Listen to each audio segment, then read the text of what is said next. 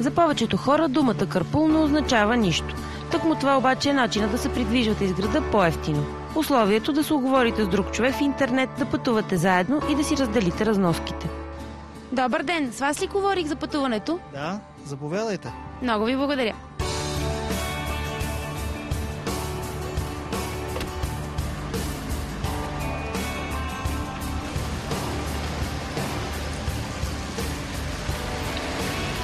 Кажете, моля ви, как се казвате и как ви хрумна идеята за създаването на сайта Карпул? Казвам се Явор Тодоров и идеята ми хрумна.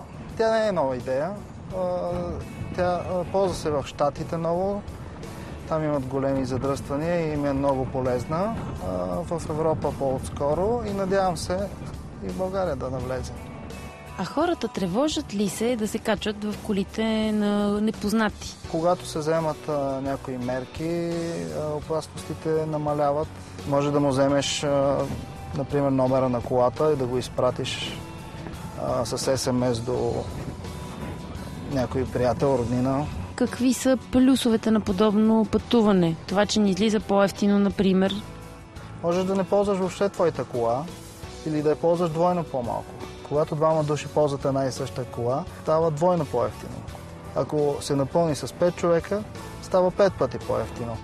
Съответно, колкото е по-евтино, толкова по-малко и въглероден двуокис се изгаря. Дори с 1/10 да намалеят колите в час пик, пак ще се усети и ще е по-добре.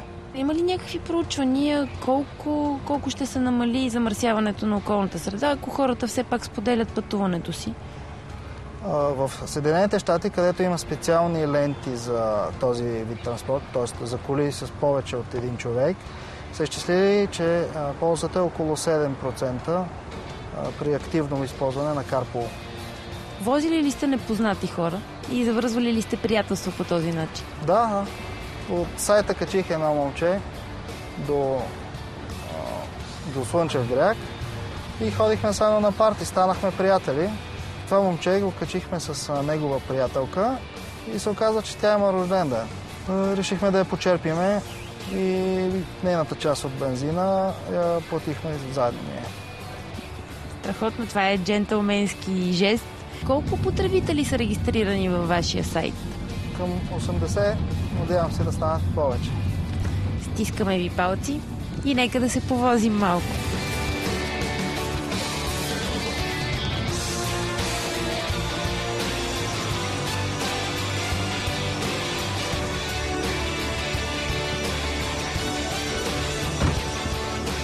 Много ви благодаря за пътуването, беше ми приятно. И мен беше приятно. Всичко добро, лек ден. Така че ако пътуването до работа или до провинцията ви излиза твърде скъпо, проверете в интернет. Може пък да откриете замишленици.